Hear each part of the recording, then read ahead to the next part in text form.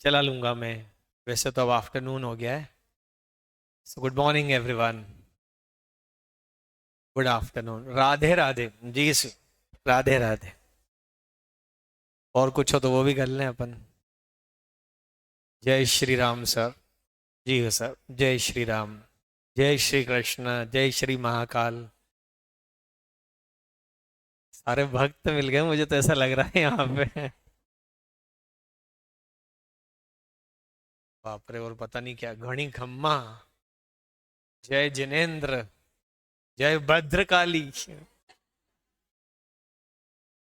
बढ़िया से। जय आईसीआई, ये सबसे सही था भाई साहब। जय तो उसी की बोलना भाई जिससे अपने को काम पड़ने वाला, राइट। जय आईसीआई इज गुड। ओके, तो शुरू करते हैं। किसी को और कुछ, कल कुछ बच्चों के कुछ सवाल रह गए थे। अगर किसी को कुछ और डाउट्स हैं तो पूछ लीजिए, नहीं तो हम पढ़ना शुरू कर लेते हैं। सिंपली पढ़ ही लेते हैं, फिर जब मैं थोड़ा पढ़ाऊंगा तो डाउट आएंगे आपको, नहीं। शुरू करो। जी हुजूर, अभी कर देते हैं शुरू। तो देवियों और सज्जनों, हम शुरू करते हैं वो खेल जिसका नाम है कौन बनेगा चार्टर्ड अकाउंटेंट। मैंने आपको कहा कि हमारा पढ़ने का अप्रोच क्या होगा। तो पढ़ने के लिए आपको नोट्स मिलेंगे, रिवीजन ऑडियोज मिलेंगे, 1 क्वेश्चन ए डे होगा, एमसीक्यू टेस्ट होगी, डिस्क्रिप्टिव टेस्ट होगी। ये सब चर्चा मैंने कल की थी। अब इसके अलावा देखो, एक जो सबसे बड़ा चैलेंज है ना लॉ के पेपर में या किसी भी थ्योरी पेपर में, बच्चों को ये लगता है कि थ्योरी पेपर का सबसे बड़ा चैलेंज है हाउ टू राइट आंसर। अक्सर ही जीवन में ये भ्रम हमेशा होता है कि असली समस्या कुछ और होती है और हम परेशान किसी और ही वजह से घूम रहे होते हैं, है ना। कोर प्रॉब्लम पे हम फोकस ही नहीं कर पाते। हमको लगता है प्रॉब्लम एक्स है, जबकि प्रॉब्लम वाई है। एक्स मतलब वो एक्स वाई जेड वाला। अरे यार, तुम लोग यार ऐसे मत देखो मुझे। हमको लगता है प्रॉब्लम एक्स है, लेकिन प्रॉब्लम असल में वाई निकलती। तो ये जो बच्चों को लगता है ना कि यार हाउ टू राइट आंसर सबसे मेजर प्रॉब्लम है, मुझे नहीं लगता। क्योंकि आप लोग कोई पीसीएम के स्टूडेंट थोड़ी हो जो यहाँ आ गए हो और आपने 11th 12th फाउंडेशन सब में डिस्क्रिप्टिव आंसर लिखे, राइट। जैसे 12th स्टैंडर्ड की अपन बात करें तो बिजनेस स्टडीज के आंसर आपने लिखे, इकोनॉमिक्स के आंसर आपने लिखे।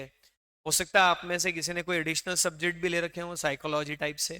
था किसी का और कोई theory subject other than business studies and economics? कौन सा था? एंटरप्रेन्योरशिप था। और आपका? एंटरप्रेन्योरशिप आपका भी? भाई साहब, ये क्या होता है इन्फॉर्मेटिक? IP, IP. अच्छा अच्छा, आईपी। हाँ, वो तो फुल फॉर्म सुन के डर गया यार मैं।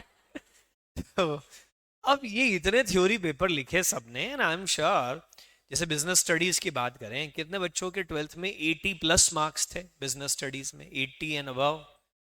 देखो, 60-70% बच्चे ऐसे हैं यहाँ पर, राइट। 94, देखो ये शो ऑफ कर रहा है जो फिर इधर।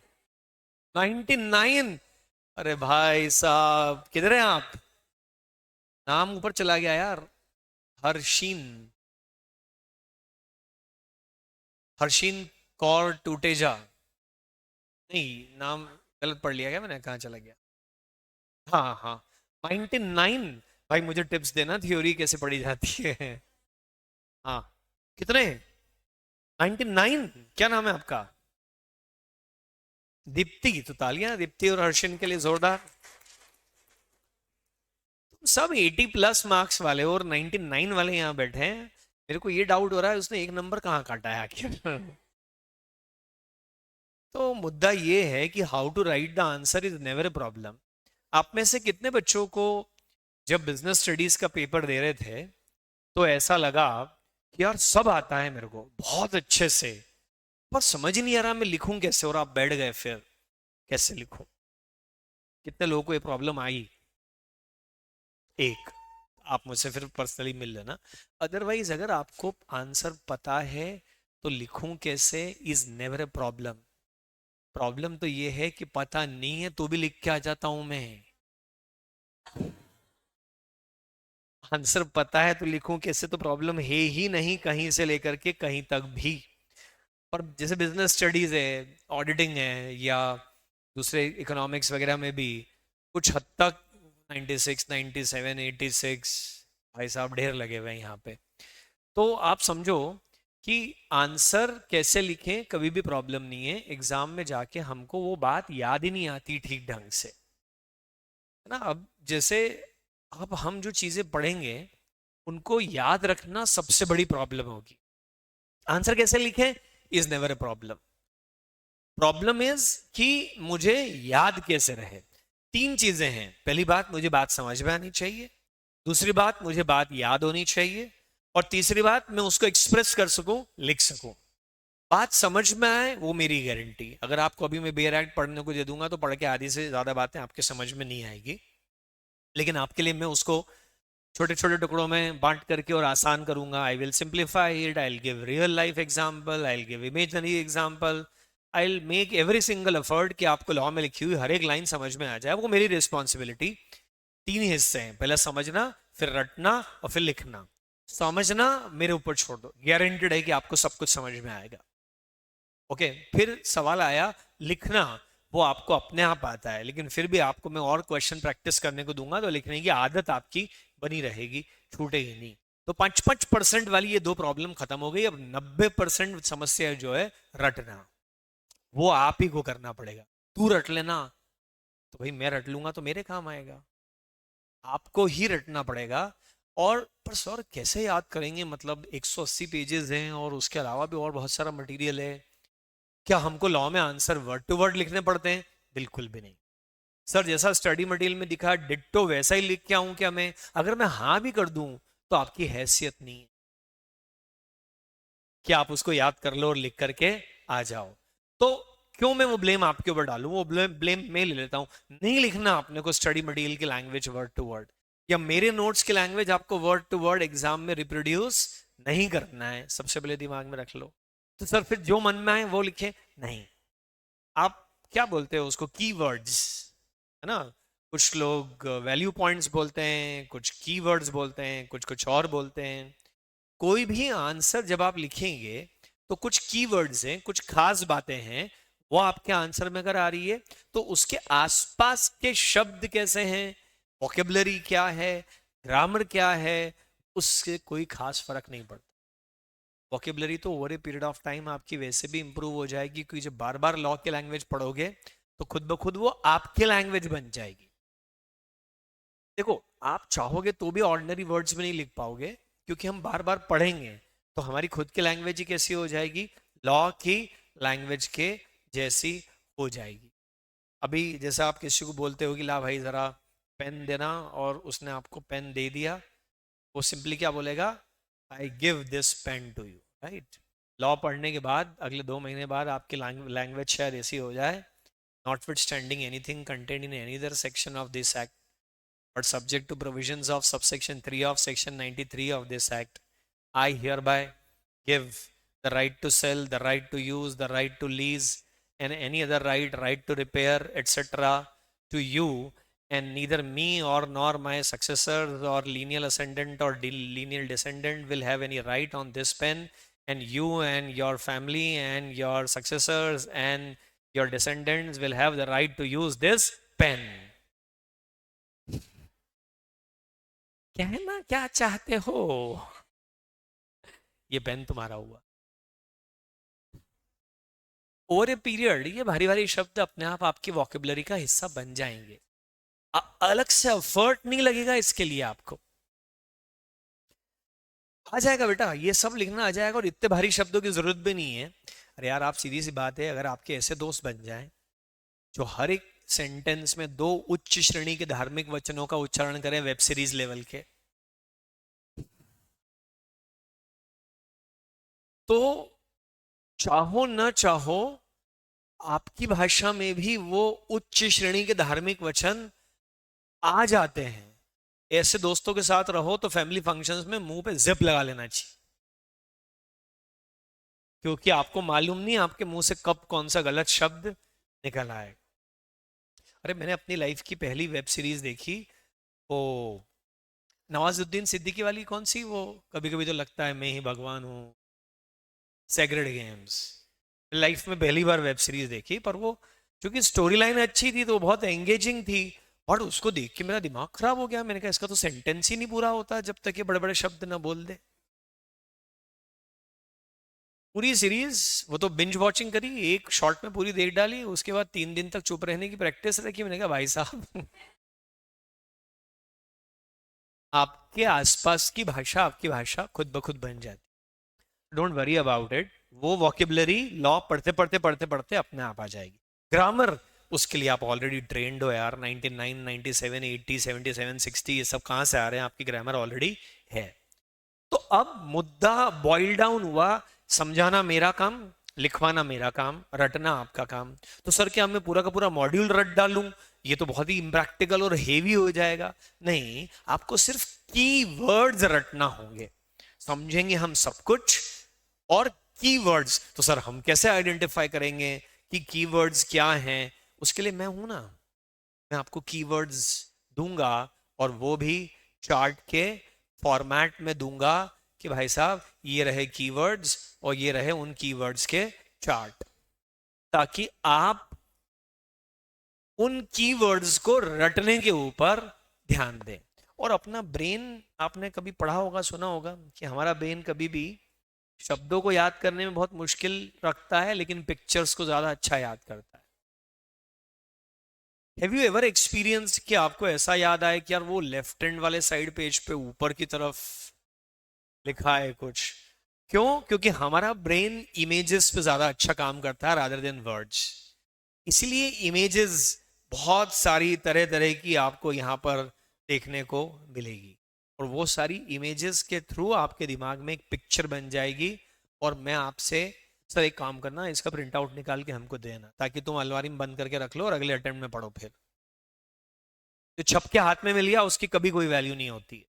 जो अपने हाथ से खुद लिखते हैं वो वैल्यूबल होता है। तो I will let you note it down. I will explain the concept, I will tell you these are the keywords, and then मैं आपको बोलूंगा कि आप एक कंपनी लॉ की कॉपी अलग बनाओ, सेपरेट, और उसके अंदर ये सारे कीवर्ड्स को अच्छे ढंग से साफ सुथरा नोट डाउन करो और उनको रट डालो। एक पेज के आंसर में आप समझो 10 15 20 कीवर्ड्स हैं। अब यूं तो तकरीबन आप 100 शब्द लिखोगे, पर 15 शब्द 20 शब्द खास हैं। बाकी इधर उधर की वॉकेबुलरी ग्रामर है, वो सब अपने आप आ जाती है। वही रट डालना है अपने को। और ऐसे तकरीबन 300 चार्ट्स हैं, और एक में एवरेज 10 पॉइंट मान लेंगे, तो ऐसे 3000 शब्द आपको याद करने हैं। ये तो बहुत ज्यादा है। इसी को कहते हैं CA inter. Welcome to CA inter. Okay, तकरीबन 3000 कीवर्ड रटना है आपको। सर पर ये आखिरी तक नहीं याद रहे तो? मान लो 2-2,500 ही याद रहे, तो अपने कौन 100 में से 100 लाने? ठीक है ना? 2-2,500 भी याद रह गए तो ये भी एक अचीवमेंट हो जाएगा, ये भी उपलब्धि हो जाएगी अपने आप में। ये हमारी स्ट्रेटेजी है पढ़ने की। आपको समझ में आया हम कैसे पढ़ने वाले? Right, okay. बाकी कोशिश करूंगा कि थोड़ा बहुत कहीं कहीं पे भी रियल लाइफ का अगर टच दे सकते हैं तो मैं ज़रूर दूंगा, क्योंकि दैट इज़ आर यूएसपी। वही तो सबसे खास बात है। एग्जाम तो एरे गिरे नत्थुर खेरे लोग भी रट रटा करके और पास हो सकते हैं, और जो ज्ञान जीवन भर काम आ सके आपको, वही सबसे ज़्यादा इंपॉर्टेंट है। उसकी उसकी उसकी इंपॉर्टेंस आपको आज समझ में नहीं आएगी। उसकी इंपॉर्टेंस तो आपको 2 साल 5 साल 10 साल 20 साल 25 साल तक धीरे धीरे समझ में आती रहेगी।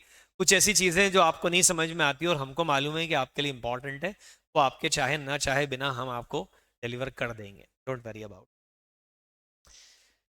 ओके सर, आपने तो हाफ सीए वेब सीरीज जैसे बोला। अच्छा, वो मैंने देखी नहीं यार।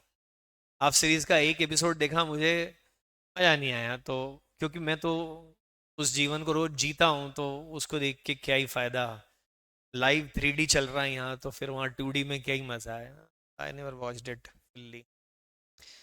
ओके, कल हम लोग, आप मुझे बता रहे थे कि ये हर देश में लॉ क्यों होते हैं, तो आपने क्या कहा था? Discipline and peace, so that we can progress.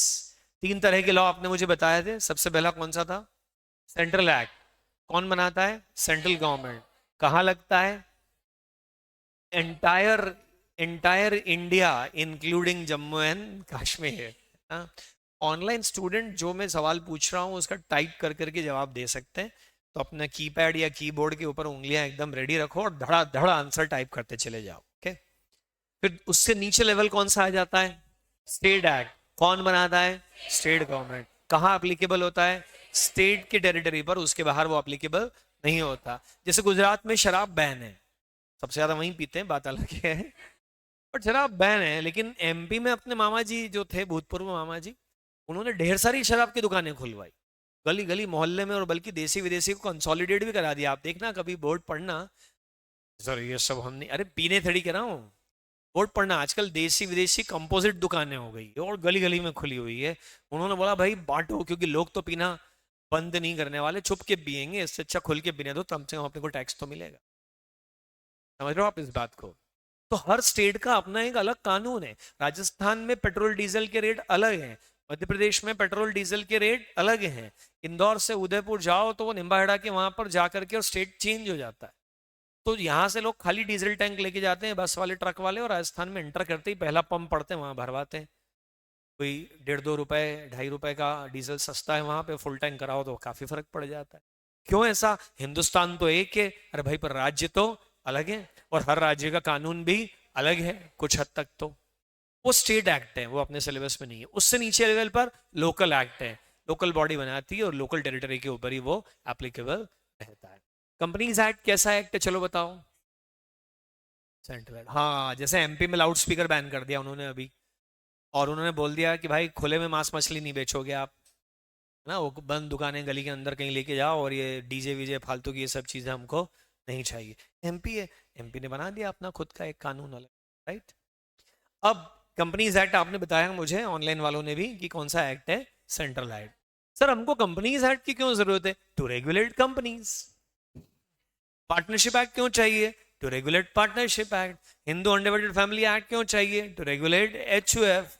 Traffic rules क्यों चाहिए? To regulate traffic. जिस चीज को रेगुलेट करना है उसको लेकर के एक्ट बना दो। सर एक्ट और लॉ में कोई डिफरेंस है क्या? ये सवाल आप मुझसे नहीं पूछ रहे हो। Sir what about the supreme court act? नहीं अब है, ऐसा कोई एक्ट नहीं होता है। मतलब सुप्रीम कोर्ट तो एक जुडिशरी बॉडी है जो फैसले देती है। कल मैंने बताया था ना कि एक्ट बनाने वाले कितने भी ध्यान से एक्ट बना लें, बट जब पढ़ने वाला उसको पढ़ता है तो मिस इंटरप्रीट कर लेता है। अरे क्या हुआ, एक किस्सा सुनाता हूँ कि एक बार जो हस्बैंड है वो वाइफ को छोड़ने गए ट्रेन पर, वहीं के जा रही थी वो, तो काफी भीड़ भाड़ थी ट्रेन में, तो उन्होंने बोला भाई तुम सही ढंग से पहुंच जाओ, तो वहां जा करके एक टेलीग्राम कर देना, व्हाट्सएप बोल दो अब आज के ज़माने, ठीक है? तो वो ट्रेन में बहुत भीड़ थी, एक छोटे बच्चे के पास में सीट नहीं थी, तो वाइफ ने उस अनजान छोटे बच्चे को अपनी सीट दे दी, और वहां पहुंच करके मैसेज करा, the journey was very uncomfortable giving birth to a child. Spelling mistake हो गई। तो या हो सकता है हस्बैंड को स्पेलिंग सही नहीं आती हो, उसने तो सही लिखी हो, मिस इंटरप्रीट हो सकता है। बोलने वाले ने किस इंटेंशन से कोई बात बोली, और सुनने या पढ़ने वाले ने किसी और इंटेंशन से वो बात पढ़ ली, तो अर्थ का अनर्थ, सब खेल खत्म। हाँ बिल्कुल सही कहा आपने, है ना? अभी ऐसा बताते हैं, मुझे नहीं मालूम ये कहानी है कि सच्चाई है, कि भाई साहब एक लेडी ने मर्डर कर दिया, बहुत सालों पुरानी बात है और विदेश की बात है, अपने देश की नहीं, लेडी ने मर्डर कर दिया और अल्टीमेटली क्राइम प्रूव हो गया कि शी इज द मर्डरर। जज साहब ने बोला हैंग टिल डेथ, टांग दो इनको, उस देश में होता होगा ऐसा कानून। तो वकील साहब बोले कि जज साहब आप कानून से चलोगे, अपनी मर्जी से चलोगे? तो कानून से चलते हैं, मर्जी से थोड़ी चलते हैं, जो लॉ की किताबों में लिखा है वही जजमेंट देते हैं हम। बोले पढ़ो क्या लिखा है। लिखा है if anybody commits a crime of murder he will be punished. तो लॉ मेकर की इंटेंशन तो ये थी कि ये मेल क्राइम करने वाले हैं, इनको सजा दो, फीमेल्स तो बेचारी अबला नारी, इन्होंने कर दिया मर्डर तो कर दिया। तो कहते हैं कि भाई वो छूट गई। फिर लॉ में अमेंडमेंट कर दिया गया, इंटरप्रिटेशन में बता दिया गया कि भैया इसमें he, she, it, they, them, there सब कुछ शामिल है, जो भी कुछ हो सकता है। तो आप कितनी भी सावधानी से कानून बना लो, जब पढ़ने की बारी आती है तो लोग उसको अलग अलग तरह से इंटरप्रीट कर सकते हैं। क्या आप इस बात को समझे? तो फिर लोग लड़ते हैं, और लड़के कोर्ट में जाते हैं, और फिर कोर्ट बोलता है कि सुनो तुम नहीं पढ़ पाओगे, हम पढ़ते हैं, हम बताते हैं कि इसका मतलब क्या है। और फिर वो लोअर कोर्ट, फिर हायर कोर्ट, फिर सुप्रीम कोर्ट तक लड़ते हैं, और सुप्रीम कोर्ट अगर कोई जजमेंट दे दे तो वो इतना ताकतवर हो जाता है जैसे लॉ में लिखा हो। सुप्रीम कोर्ट के जजमेंट कितने ताकतवर हो जाते हैं, जैसे लॉ में लिखा हो, एक्ट में लिखा हो। और सुप्रीम कोर्ट कई बार ऐसे डिसीजन दे देती है जो सरकार को पसंद नहीं आते, कि हमने कानून बनाया, इन्होंने ऐसा इंटरप्रेट कर लिया कि मजा ही नहीं आया, तो खिसियानी बिल्ली खंबा नोचे हो जाता है। उसके बाद क्या हुआ, एक कहानी सुनाता हूँ लॉ की वापस आपको, कि एक कंपनी थी जिसका नाम था वोडाफोन, है ना। अब तो वोडाफोन आइडिया के साथ मर्ज होके वीआई हो गया ओशन ना। तो ये वोडाफोन, उसके पहले हचिसन करके एक कंपनी थी, हच, उसके पहले एसआर करके एक कंपनी थी। तो वोडाफोन कंपनी ने कुछ एक ऐसा ट्रांजैक्शन करा इंडिया में जिसका गवर्नमेंट ने ये इंटरप्रिटेशन ले लिया कि इनकी ये इनकम इंडिया में टैक्सेबल है, जबकि लॉ पढ़ के ऐसा नहीं लगता था कि उनकी वो इनकम इंडिया में टैक्सेबल है। इनकम टैक्स एक्ट सेक्शन 911 है इनकम टैक्स एक्ट का। तो उसको इंटरप्रीट करा, तो सरकार ने बोला भाई साहब ये एक जरा 12,000 करोड़ रुपए दे देना। उनके हिसाब से इनकम टैक्सेबल हो गई, और टैक्स कितना बन रहा है, 12,000 करोड़ रुपए। अपन ने बोला नहीं बनता हमारे ऊपर कोई टैक्स वैक्स। बोला नहीं, ये जो लिखा है इसके हिसाब से तो बनता है। बोले हम भी तो यही पढ़ रहे हैं, हमारे हिसाब से तो नहीं बनता है। फिर ये लड़े, फिर छोटी कोर्ट, फिर हायर कोर्ट, फिर सुप्रीम कोर्ट। आपको लगता है कि वोडाफोन को सुप्रीम कोर्ट तक लड़ना चाहिए इसको लेके? लड़ना ही चाहिए, 12,000 करोड़ का मामला है, 1,200 रुपए का मामला हो तो छोड़ दूं मैं, ठीक है। और गवर्नमेंट हार गई वहां भी, सेंट्रल गवर्नमेंट वहां भी केस हार गई कि ये आप गलत टैक्स मांग रहे हो, ये टैक्स नहीं बनता। इस लाइन को देख करके ऐसा इंटरप्रिटेशन नहीं आता। सरकार ने जज साहब से पूछा, इस लाइन को देख के ऐसा इंटरप्रिटेशन नहीं आता कि इन पर टैक्स लगता है? जज साहब ने बोला हाँ, केस खत्म। सरकार ने बोला लाइन बदल, लाइन बदल दो विथ रिट्रोस्पेक्टिव इफेक्ट फ्रॉम 1961। ये लाइन बदल दी, और ये किस दिन से अप्लीकेबल है, जब ये एक्ट बना था वहां से ले अपर लाइन। हालांकि फिर इसके खिलाफ वोडाफोन इंटरनेशनल आर्बिट्रेशन में चला गया, इंटरनेशनल कोर्ट्स में चला गया। फिर वहां अपनी इमेज खराब हो जाती है कि भाई ये इंडियन गवर्नमेंट ऐसा कर रही है, इनके यहाँ इन्वेस्टमेंट मत करो। जैसे अभी हम मालदीव के अगेंस्ट खड़े हो गए, ऐसे शायद इंटरनेशनल कम्युनिटी हमारे अगेंस्ट खड़ी हो जाती। फिर हमने बोला, फिर इनने कर लिया होगा ऑफ द कोर्ट सेटलमेंट कि भाई थोड़े बक्से भर के पहुंचा दो, बाकी सब ठीक है। फिर वो अल्टीमेट इंटरप्रिटेशन है, उसके बाद फिर कुछ भी नहीं होता है, राइट। तो ये लॉ में ये सब कुछ चीजें बेटा होती हैं, तब जाकर के और कोर्ट की रूलिंग आती है। ओके, तो हम वापस अपने मुद्दे पे आ जाएं। भाई कंपनीज एक्ट क्यों बना, ताकि कंपनीज को रेगुलेट करें। क्या कंपनीज की जरूरत है देश में? कोई पूछ ले आपसे, ऐसा रास्ता चलता आदमी कि भाई साहब ये कंपनी वंपनी क्या है, मैं टीवी देख रहा था उस पर कुछ शार्क टैंक आ रहा था, उसमें कहता हमने कंपनी बनाई है। तो ये कंपनी होती क्या है? Business organization. What is company? Organization. और मोस्टली किस लिए यूज की जाती है? बिजनेस करने के लिए। आप लोगों ने इकोनॉमिक्स पढ़ा होगा ना, कहीं पे था, फाउंडेशन में था क्या? फाउंडेशन में भी था। अरे हाँ तो कर दो, आपने नहीं पढ़ा पर था कि नहीं वहां? 11th में था, 12th में था, फाउंडेशन में था। बोलते ना 5 फैक्टर्स ऑफ प्रोडक्शन। एक तो लैंड है, एक एक करके, एक एक करके। मैं इतना आपके जितना इंटेलिजेंट थोड़ी हूँ, मेरे को धीरे समझ में आता है। अब जैसे नाहटा प्रोफेशनल एकेडमी, लैंड है भाई, तो ये बिल्डिंग कहाँ बनी हुई है? लैंड पे ही है। मतलब ऑनलाइन वाले तुम तुम्हारे घर बैठे हो, पर हम तो यहाँ पे लैंड है ना यार, हमारे पास लैंड है, और बहुत वैल्यूएबल लैंड है। प्रोडक्शन का पहला फैक्टर क्या है? लैंड। दूसरा बोलो। ये अच्छा मजदूर है, कोट पहन के खड़ा है, मजदूर तो है। इसके पहले भी मजदूर था, उसके पहले भी मजदूर था, इसके बाद भी मजदूर आते रहेंगे। लैंड के बाद क्या हो गया? लेबर। तीसरा बोलो। आपको क्या लगता है ये प्रोजेक्टर, ये टीवी, ये बिल्डिंग, ये फर्नीचर मुफ्त में है? ये पैसे लगे हैं? तो फिर क्या चाहिए? Capital, right. उसके बाद क्या है? हाँ, ऑन, अब सबके प्रोनाउंसिएशन अलग है यहाँ पे। ऑन्ट्रप्रेन्योर। तो मेरे को तो उसको देख के ऐसी इच्छा होती है कि मैं एंटरप्रेन्योर पढ़ लूँ उसको, बट ठीक है। सो प्रिया फोन कर रही मुझे, नहीं नहीं शेयर ट्रेडिंग कर लो ऐसा कह रही है, मार्केटिंग कॉल है यार। इसको जरा मुझे साइलेंट कर। तो एंटरप्रेन्योर चाहिए हमको, उसके बाद में फिर एक, तो अनिल नाहटा सर कौन हो गए? एंटरप्रेन्योर, क्योंकि उन्होंने इस पूरे सेटअप की शुरुआत करी, बाद में हम सब ने ज्वाइन कर लिया, वो हो गया एंटरप्रेन्योरशिप। फिर एक चीज और चाहिए जो अक्सर ही कम कभी बोली जाती है, ऑर्गेनाइजेशन। इन सबको रखोगे किसके अंदर? लैंड, लेबर, कैपिटल, एंटरप्रेन्योर, इन सबको रखोगे किसके अंदर? तो क्या चाहिए? ऑर्गेनाइजेशन। दाल, चावल, सब्जी, रोटी, पापड़, अचार, सलाद रखोगे किसमें? थाली। अब सोचो कि आप नीचे मेस में खाना खाने जाओ और आप बोलो भैया दाल चावल, तो बोले हाथ आके बढ़ा, इसमें चावल डालो और गरम गरम दाल कोड़ दी इसमें। इस सबको ऑर्गेनाइज करने के लिए क्या चाहिए? थाली। गड्ढों वाली थाली होती है ना, क्या कहते हैं उसको, उसमें अलग अलग सेगमेंट्स होते हैं, उसी के अंदर सब परोस के आपको दे देते हैं। वो थाली क्या है? ऑर्गेनाइजेशन, क्योंकि उसके अंदर हर चीज ठीक ढंग से क्या हो गई? ऑर्गेनाइज। तो आपको बिजनेस करने के लिए या कोई भी बड़ी एक्टिविटी करने के लिए क्या चाहिए? ऑर्गेनाइजेशन। छोटी एक्टिविटी है इंडिविजुअली कर लो, बड़ी एक्टिविटी करने के लिए क्या चाहिए? ऑर्गेनाइजेशन। कोई भी बड़ी एक्टिविटी, चाहे वो बिजनेस हो, चाहे बिजनेस के अलावा कुछ और हो। सर मेरे को इच्छा है मैं सुबह सुबह रनिंग करूं, क्या मैं कंपनी पार्टनरशिप? अरे कुछ नहीं, घर से निकल दौड़। सर मैं चाहता हूं पूरा इंदौर दौड़े और उसका नाम मैं रखूंगा इंदौर मैराथन, और सोनू सूद आएंगे उसके लिए हमको वेव करने के लिए, और 70 लाख रुपए का बजट होगा। तो भाई फिर एक काम कर, तू एक सेक्शन 8 कंपनी बना ले, सोसाइटी बना ले, कॉर्पोरेट सोसाइटी बना ले, सिस्टमेटिक ऑर्गेनाइजेशन बना, बैंक अकाउंट खुलवा, उसमें पैसा आएगा, उसमें से पैसा जाएगा, ऑडिट होगा, जमाने भर के नाटक होंगे। बड़ा काम जैसे ही करते हो तो आपको क्या चाहिए? बोलो क्या चाहिए? ऑर्गेनाइजेशन।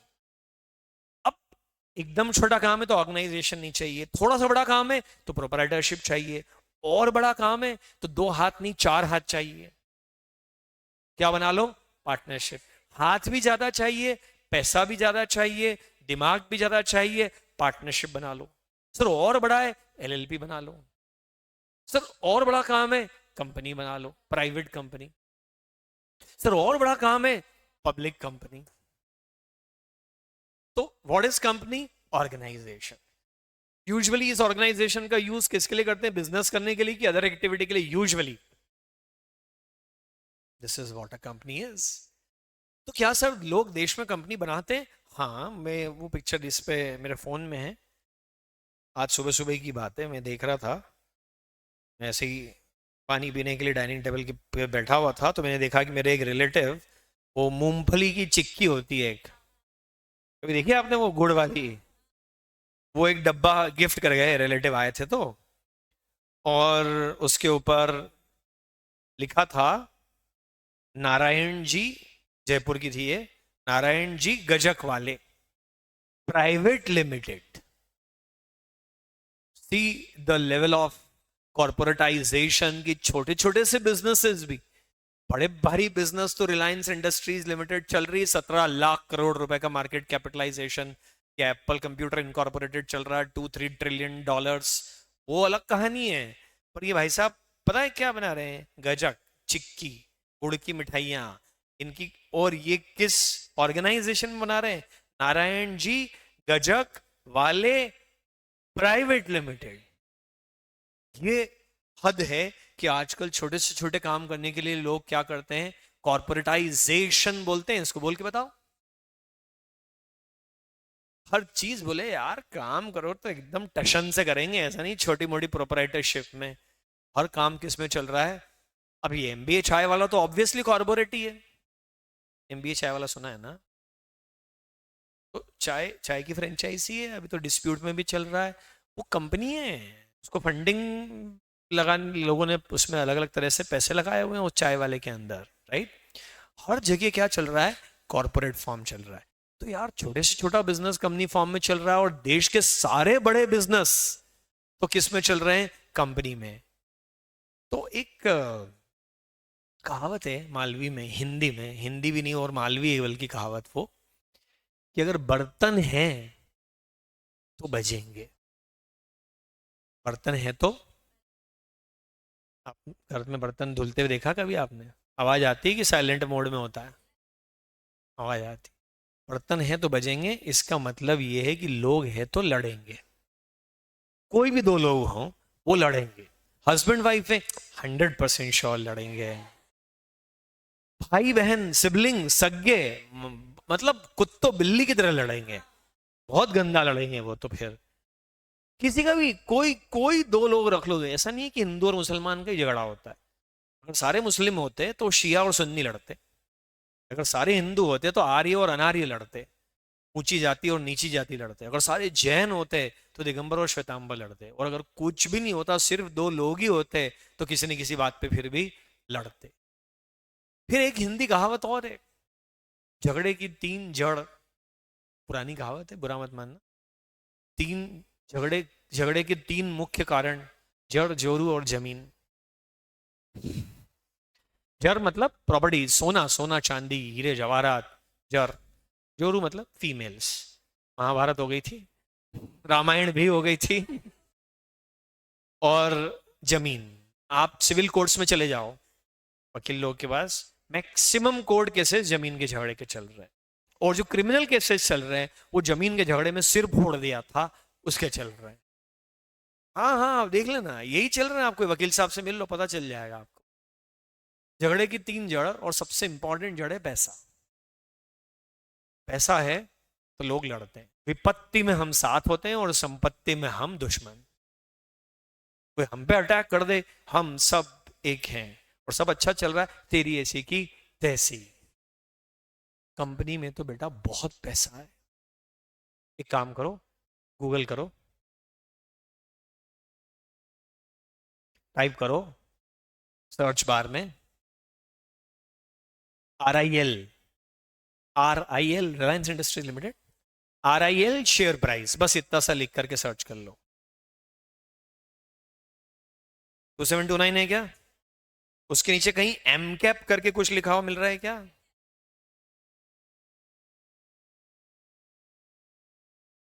थोड़ा सा नीचे जाओगे ना तो मार्केट कैप MKT CAP मिल रहा है क्या? ऑनलाइन वाले भी देखेंगे भाई, 18.47 LCR दिख रहा है, मतलब पता है क्या है? 18 लाख करोड़। इसे 1 करोड़ होता है, इसे 5 करोड़ होता है, इसे 18 लाख बार करोड़। अगर आप किसी दिन ये मन बना लो कि आज मैं रिलायंस इंडस्ट्रीज लिमिटेड खरीद लेता हूं, जेब में पैसा कितना होना चाहिए? जेब कितनी बड़ी? 18 लाख करोड़। इतनी दौलत, अभी आपके पास 1 करोड़ भी नहीं है, और जिस दिन 1 करोड़ रुपए आपकी जेब में होंगे आप कितना अच्छा महसूस करोगे। और आपके जैसा मतलब मोटे मोटा मान लो पूरे इंदौर के पास 1-1 करोड़ रुपए हो जाए, एग्जैक्टली नहीं, तो जाके क्या बनती है? एक RIL। क्या आपको लगता है कि इन पैसों के लिए झगड़ा हो सकता है? हुआ था, मुकेश एंड अनिल, धीरू भाई के बाद दोनों आपस में लड़े, दो ग्रुप अलग बन गए, वो बर्बाद हो गए और ये सुपर आबाद हो गए। राइट? पैसा है तो लोग लड़ेंगे, और लड़ेंगे तो पहली बात तो लड़ाई हो ही ना, हर चीज का नियम लिख के रख लो तो लड़ाई नहीं होगी। हर चीज के रूल अगर क्लियर हो तो लड़ाई होगी नहीं, और रूल में क्लियर लिखा होगा तो लड़ाई हो भी जाएगी तो आसानी से सॉल्व हो जाएगी। उसी के लिए हम क्या पढ़ने वाले हैं? The companies act 2013। Is it clear? तो अब थोड़ा सा कुछ बेसिक बातें हम देख लेते हैं, हालांकि ये सब आपने फाउंडेशन में पढ़ा था मगर पढ़ा हुआ भी क्या एकदम से याद आता नहीं है। What is company? तो कंपनी वर्ड कहाँ से आया? तो भाई इंग्लिश जो लैंग्वेज है वो बहुत सारे लेटिन वर्ड से मिलकर के बनी है। कंपनी वर्ड दो लेटिन वर्ड से मिलकर बना है, एक है कॉम, कॉम मीन्स टुगेदर, पेनी, पेनी मीन्स ब्रेड। तो 17वीं 16वीं 15वीं सदी में अंग्रेज लोग जब साथ में बैठ करके बिजनेसमैन लोग लंच करते थे, और लंच करते करते बिजनेस की बातें कर लिया करते थे, तो उस ग्रुप ऑफ पीपल को क्या कहा जाता था? Company. Group of people taking their meal together is company. पर एग्जाम में आ जाए तो ये लिख करके नहीं आने का है, ओके? ये तो कंपनी वर्ड का ओरिजिन है, एग्जाम में आए तो ये लिखने का है। क्या आपके पास एक कॉपी है? अलग तो नहीं है आज? आज है अलग? अरे मजा आ गया फिर तो। और जिनके पास अलग नहीं है वो घर जाकर के नोट कर लेना, अभी तो जनरल कॉपी में ही लिख लो, कल से एक सेपरेट कॉपी लेके आओ आप कंपनी लॉ के लिए।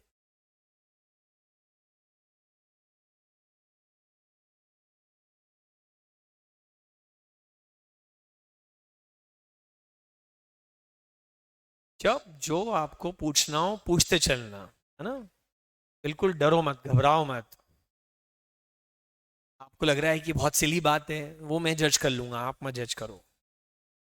एज पर सेक्शन 2 ब्रैकेट में लिखा है 20, कंपनी, एक मिनट स्टॉप, अभी मत लिखो, रुक जाओ, ऑनलाइन वाले भी रुक जाओ। ये सेक्शन 2 ब्रैकेट में क्या लिखा है 20, तो सेक्शन के अंदर होता है सब सेक्शन, उसके अंदर क्लॉज, उसके अंदर सब क्लॉज। आपने पढ़ा होगा कि यार इतना बड़ा एक्ट बना दिया तो फिर उस एक्ट में कोई भी चीज लोकेट करना क्या है, मुश्किल है, तो एक्ट को छोटे छोटे टुकड़ों में तोड़ दिया। हर टुकड़े को क्या कहते हैं, सेक्शन। उसके बाद नंबर डाल दिया, 1 2 3 4 5, 458 तक के नंबर डालें। कहां तक के नंबर डालें, 458, ताकि रेफर करना इजी हो जाए कि जरा 202 नंबर पे जाके देखना, लाइक दैट। फिर सेक्शन को तोड़ दिया तो सब सेक्शन 1 2 3 4 5 6, फिर सब सेक्शन को तोड़ दिया तो क्लॉज ABCD होते हैं यूजुअली, और फिर सब क्लॉज में रोमन 1 2 3 4 5 6 इस टाइप से होते हैं। तो यूजुअली सेक्शन के अंदर क्या होता है, सब सेक्शन, बट सेक्शन 2 इसका एक एक्सेप्शन है। ये है सेक्शन 2 क्लॉज 20। ये कैसे पता चलेगा, ये ऐसे पता चलेगा, मैं आपको बता। जनरली क्या होता है, एक्ट में कैसे लिखा होता है, एक सेक्शन का नंबर लिखा होता है और उसका एक टाइटल लिखा होता है कि भाई ये सेक्शन है, और उसके बाद सीधे नंबरिंग शुरू हो गई 1 2 3, तो इसको मैं क्या बोलूंगा, sub section 1, sub section 2, sub section 3। लेकिन अगर यहां पे ऐसा लिखा होता, in this act unless the context otherwise whatever, कुछ भी लिखा होता, रिक्वायर्स,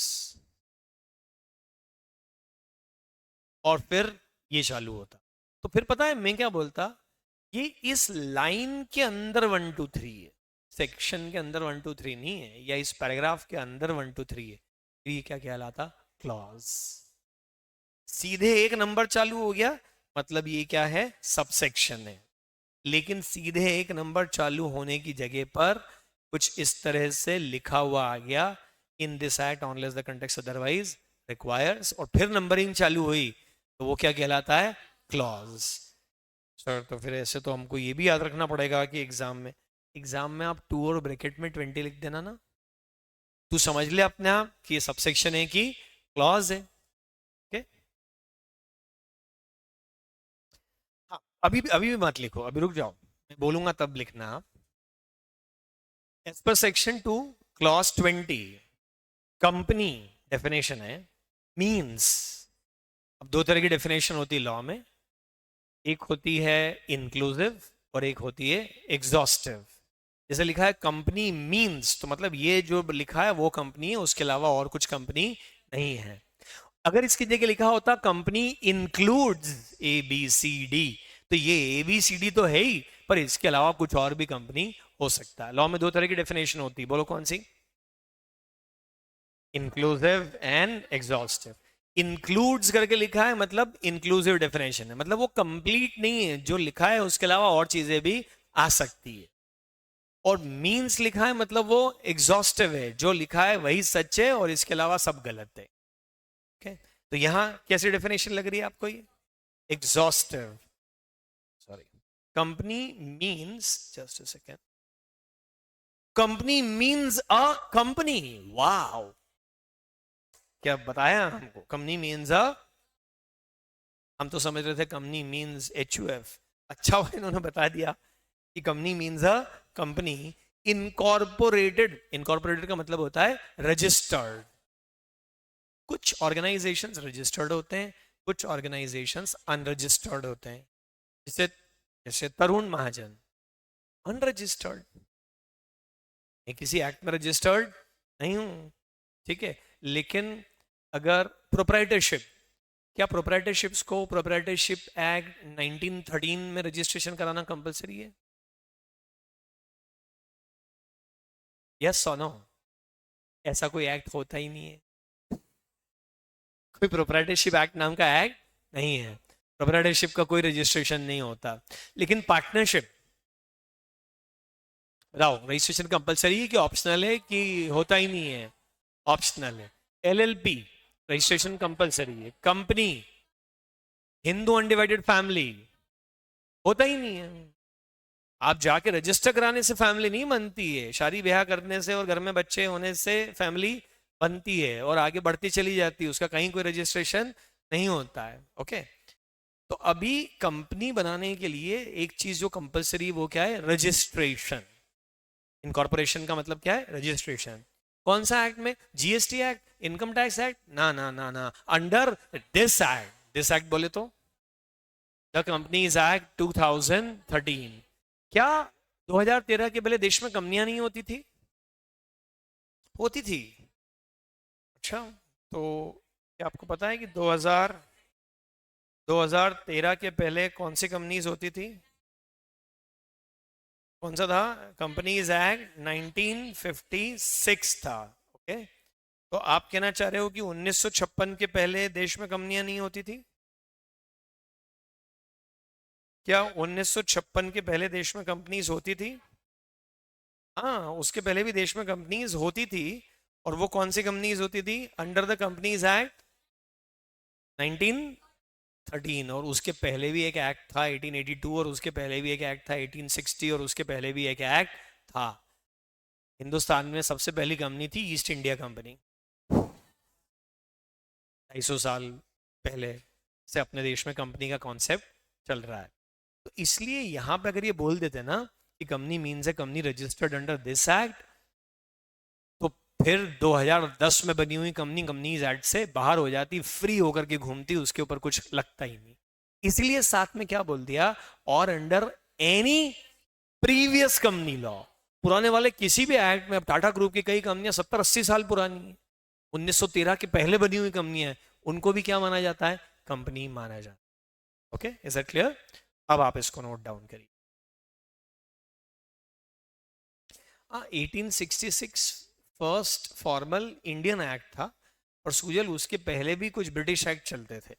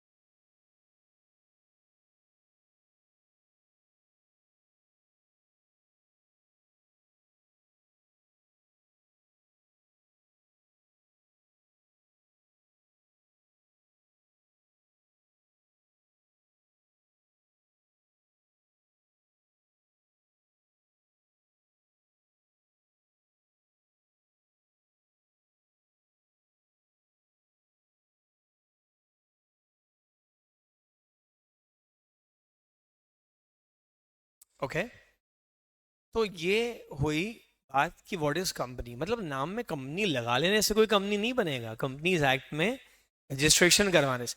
जितनी चार्टर्ड अकाउंटेंट्स की फर्म में मोस्ट ऑफ देम अपने नाम में कंपनी लगाती है। F Ferguson and company, B Batliboi and company, M Mehta and company, Tarun Mahajan and company, Nata Mahajan and company. Most of the firms अपने नाम में क्या लगाती है? And company. पर वो पार्टनरशिप फर्म्स होती है मोस्टली, वो कंपनी नहीं होती registered under the companies act. तो कंपनी नाम लगा लेने से आप कंपनी नहीं बनते। इनफैक्ट कंपनियों के नाम में अक्सर ही कंपनी नहीं होता है।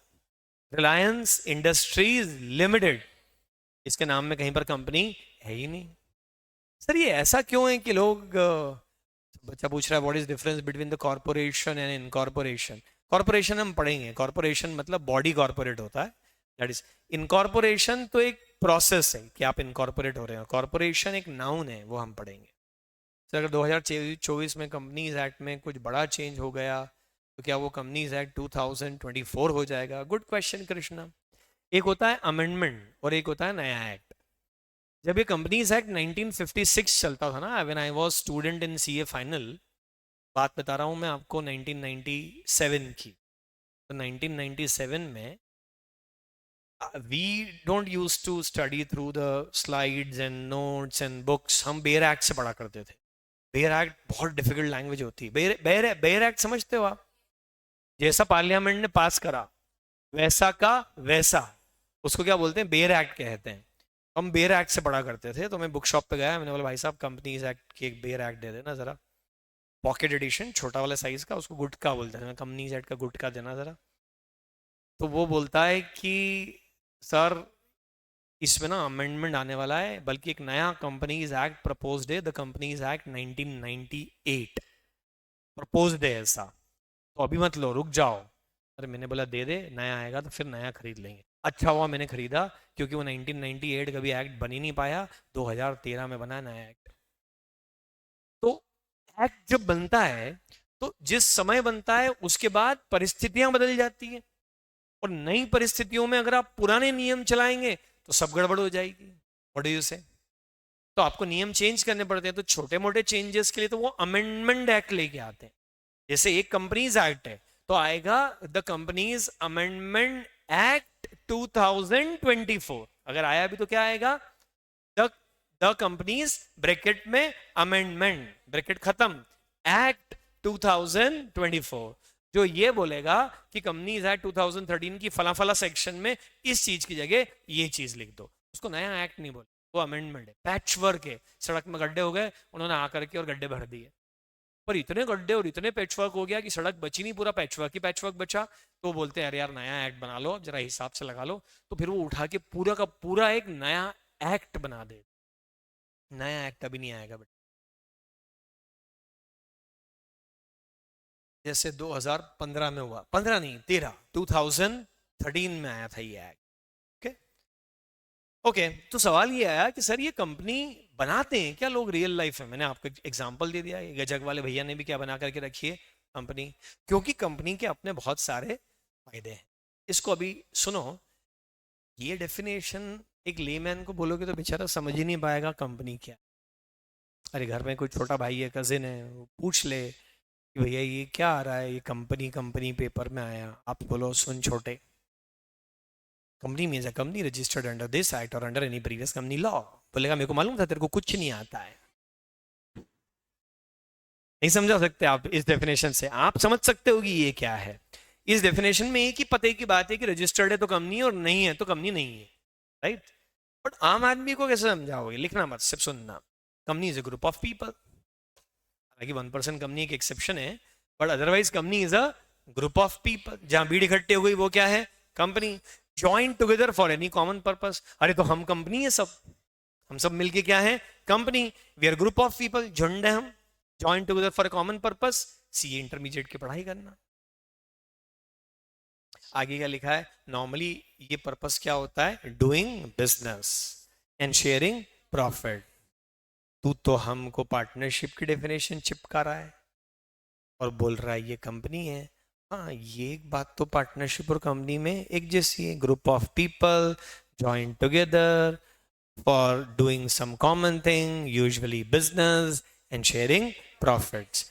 बट कुछ बातें हैं जो कंपनी को पार्टनरशिप से, एचयूएफ से, प्रोप्राइटरशिप से, बाकी ऑर्गेनाइजेशन से अलग करती है, खास बनाती है। क्यों इतना पसंद करते हैं लोग कंपनी बनाना? क्यों नहीं प्रोप्राइटरशिप पार्टनरशिप में बिजनेस कर लेते? जबकि कंपनी बनाने के बाद फॉर्मेलिटीज इतनी बढ़ जाती है, बुक्स मेंटेन करो, ऑडिट कराओ, रिटर्न फाइल करो, बहुत बहुत झंझट हो जाता है, फिर भी लोग कंपनी बनाते हैं। क्या खास बात है ऐसी कंपनी में? तो वही कैरेक्टरिस्टिक्स ऑफ कंपनी जो आपने पढ़ा फाउंडेशन 11 12 सब में। सबसे पहली कैरेक्टरिस्टिक क्या है?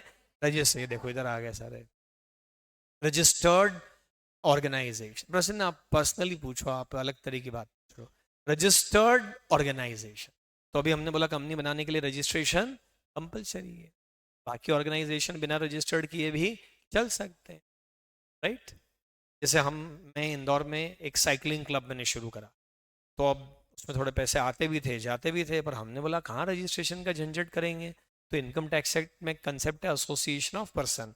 हमने एसोसिएशन ऑफ पर्सन की तरह अपने बायलॉज बना लिए, नियम बना लिए, और एक पैन कार्ड ले लिया, और हम कहीं पर भी रजिस्टर्ड नहीं है।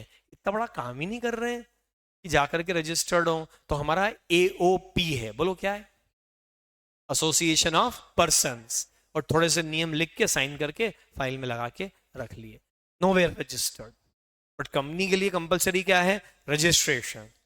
कहाँ? Registrar of societies and firms में। कहाँ गए? Registrar of companies. देश का एक ही कि यूजुअली स्टेट का एक है? देश में एक आरओसी है कि हर स्टेट का आरओसी है कि हर डिस्ट्रिक्ट का आरओसी है? चलो, ये एमसीक्यू आ गया। देश में रजिस्ट्रार ऑफ कंपनीज देश का एक है, स्टेट का एक है, डिस्ट्रिक्ट का एक है, या तहसील का एक है? What is a? स्टेट का। हर स्टेट में एक एक आरओसी उन्होंने बिठा रखा है। आपको क्या लगता है ये आरओसी किसका एम्प्लॉय है? सेंट्रल गवर्नमेंट का कि स्टेट गवर्नमेंट का? आरओसी किसका एम्प्लॉय है? नहीं, सेंट्रल गवर्नमेंट। हालांकि हर स्टेट में बैठा है, पर उसको बिठाया किसने? Central government. एक्ट भी सेंट्रल है, एम्प्लॉय भी सेंट्रल है, रेगुलेशन भी सेंट्रल है। अब जैसे मध्य प्रदेश में आरओसी ग्वालियर में, सुना है क्या आपने ऐसा? आई डोंट नो ग्वालियर में क्यों रखा है, इंदौर रखते, बड़ी सिटी है, पर ठीक है रखा है तो कोई बात नहीं। एमपी का आरओसी कहाँ है? ग्वालियर। तो सर क्या कागज देने के लिए बस पकड़ के ग्वालियर जाना पड़ता है? थैंक्स टू इंजीनियर्स सब कुछ ऑनलाइन हो जाता है। कहीं ग्वालियर, चंडीगढ़, कानपुर कहीं जाने की जरूरत नहीं है। www.mca.gov.in। MCA stands for ministry of corporate affairs, और gov.in गवर्नमेंट ऑफ इंडिया के लिए होता ही है। उसके ऊपर जाके आरओसी से पूरा कम्युनिकेशन हो जाता है। तो सर आरओसी कहाँ है? आपकी जेब में। निकालो जेब से आरओसी को, हाँ, टक टक टक टक टक, डन, हो गया, फॉर्म सबमिट, कंपनी का रजिस्ट्रेशन हो सकता है। ओके, रजिस्टर्ड ऑर्गेनाइजेशन है। दूसरी खास बात, artificial person. Are you a person? हाँ हाँ, बट कैसे पर्सन हो? नेचुरल। पता है आप पर्सन क्यों हो? 18 साल के हो गए। आप पर्सन इसलिए हो क्योंकि आप कॉन्ट्रैक्ट कर सकते हो। क्या कर सकते हो? आप अपने नाम में प्रॉपर्टी होल्ड कर सकते हो। पेरेंट्स ने कुछ लिया क्या आपके नाम पे? कोई जमीन, दुकान, मकान लिया होगा कुछ लोग, है तो, है ना? इनकम टैक्स पर्पज से फाइल बन गई ना। आप तो 18 साल के हुए, पापा खुश हो गए, एक फाइल और बन गई, 2.5-3 लाख की एग्जामिशन और हो गई। खाली वो फाइल तो मुझे बता देना, मैं यूज कर लूँ। तो अभी क्या हो रहा है कि आप कॉन्ट्रैक्ट कर सकते हो, आप प्रॉपर्टी होल्ड कर सकते हो। कोई कॉन्ट्रैक्ट तोड़ दे तो आप उस पर सू कर सकते हो। अरे SUE। इंग्लिश लैंग्वेज थोड़ी ऐसी अजीब ही है, उसको स्यू नहीं पढ़ते हैं, उसको क्या पढ़ते हैं? सू। आई सू यू। तो आप किसी के ऊपर क्या कर सकते हो? सू। और अगर आप कॉन्ट्रैक्ट नहीं मानो तो वो आपके ऊपर क्या कर सकता है? सू। तो यही सब कंपनी भी कर सकती। और आप कैसे कॉन्ट्रैक्ट करते हो? भैया ये 15 रुपए लेना, एक प्लेट पोहे देना। आपका कॉन्ट्रैक्ट 15 रुपए का, और कंपनी कॉन्ट्रैक्ट कर रही 15,000 करोड़ रुपए। कंपनी कॉन्ट्रैक्ट कर सकती है, कंपनी प्रॉपर्टी होल्ड कर सकती है, कंपनी सूट फाइल कर सकती है, कंपनी सूट डिफेंड कर सकती है। जो आप कर सकते हो वो कंपनी कर सकती है। आप पर्सन हो इसलिए कंपनी भी पर्सन है। पर सर मैं शादी कर सकता हूँ, मैं जेल भेजा जा सकता हूँ, मैं लोकसभा, राज्यसभा, विधानसभा, सॉरी, इलेक्शन में वोट कर सकता हूँ। कंपनी तो ये सब नहीं कर सकती है। Hence it is an artificial person. On the top of it, आप जब पैदा हुए ना तो ठप्पा लगा हुआ नहीं आया आपके ऊपर। Chartered accountant, engineer, doctor, social media influencer, YouTuber, बेरोजगार, निठल्ला, कोई ठप्पा लगा हुआ नहीं आया। You are free to do whatever you want to do. आज ये छोड़ दो, इंजीनियरिंग चालू कर दो, मैं फिर से साइंस पढ़ लेता हूँ 11th-12th से, कोई नहीं रोकेगा आपको। बट कंपनी जब पैदा होती है ठप्पा लग के आता है। Cement company, software company, furniture company, petrochemical refinery company, building material company, और उसके अलावा कंपनी और कोई काम नहीं कर सकती। यही तो डिफरेंस है, सबसे बड़ा डिफरेंस आप में और कंपनी में यही है। You are free to do anything, company can do only those things which are written in its memorandum of association. ठीक है, समय समाप्ति की घोषणा हो गई, बाकी चर्चा कल करते हैं। कल से अब हम मोमेंटम गेन कर लेंगे, तो कल से थोड़ा स्पीड अप करते हैं अपनी पढ़ाई को। Thank you, bye bye. और अभी चूंकि लंच ब्रेक है, इस बीच में किसी को डाउट पूछना है तो ऑनलाइन ऑफलाइन में दोनों मोड में अवेलेबल हूँ।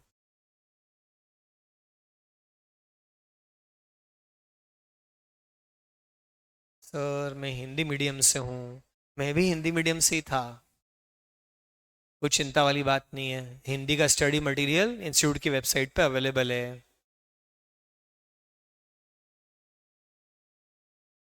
प्रशंसा, फाउंडेशन का पासिंग परसेंटेज भी लो रहेगा क्या?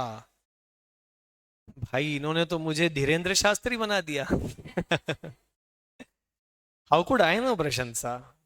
मेरी गट फीलिंग है कि अच्छा रहेगा इस बार। सर रट्टा मारना जरूरी है क्या? हाँ कुछ हद तक तो वो 3,000 पॉइंट तो रटने ही पड़ेंगे। भले समझ के रटो, पर बिना रटे तो आप पास नहीं हो सकते। Sir I am doubtful about result. तो बेटा फिर डाउटफुल हो तो फाउंडेशन के बैच ज्वाइन करो।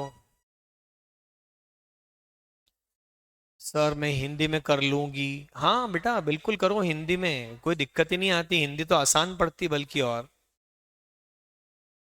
हाँ अर्ली बर्ड अलग चलेगा और रिजल्ट के बाद वाला बैच अलग चलेगा। अर्ली बर्ड आगे चलेगा हमेशा। सर व्हाट अबाउट देन जब सुप्रीम कोर्ट गवर्नमेंट के डिसीजन को बदल देती है, क्या वो एक्ट बन जाएगा? एक्ट बनेगा नहीं, बट वो एक्ट जितना पावरफुल होगा। सर सेक्शन मेंशन करना जरूरी है क्या? श्रेय जैन, श्रेय ये सवाल कल पूछना तो मैं सबको बताऊंगा फिर। नहीं बेटा, सीए इंटरमीडिएट में अलग अलग टीचर्स से पढ़ना एडवाइजेबल नहीं है। आपके पास इतना टाइम ही नहीं है कि यहाँ से वहाँ, वहाँ से वहाँ, वहाँ से वहाँ भागते रहो। फाइनल में वो कर सकते हो, बट इंटरमीडिएट बुफे नहीं है, थाली है, सब एक साथ ही आएगा जो आएगा। लॉ में कितना स्कोर कर सकते हैं? 70 80 80 नंबर तक तो आए हुए हैं, मैंने देखे हैं आराम से।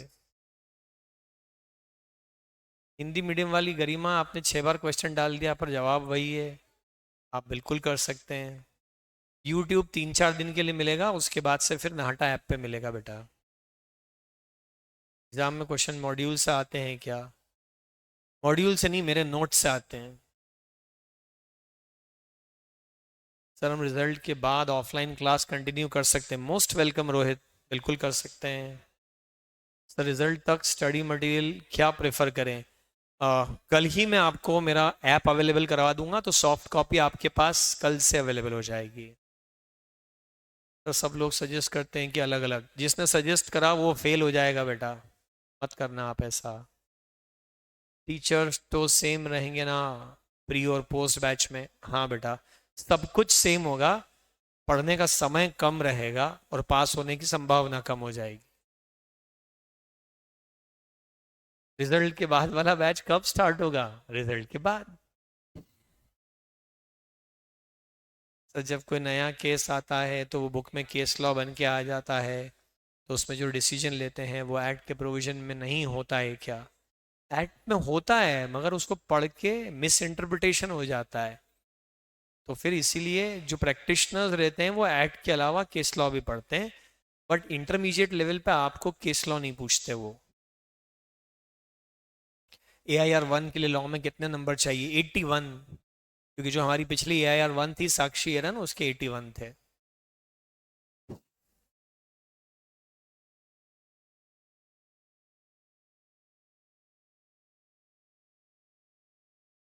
Okay, I guess I have answered all questions. Thank you.